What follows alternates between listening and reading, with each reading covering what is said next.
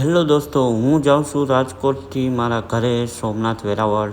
તો જો રસ્તો એકદમ ટકાટક છે. જૂનાગઢમાં પૂગી ગયા છે. જૂનાગઢમાં લગ્નનો ટ્રાફિક તો બહુ જ જોવા મળે છે મિત્રો. લગ્નનો ટ્રાફિક છે અને પોલીસવાળા ઊભા છે. વધામણું લઈ નહીં ભાઈ. હાલો, બચી ગયા.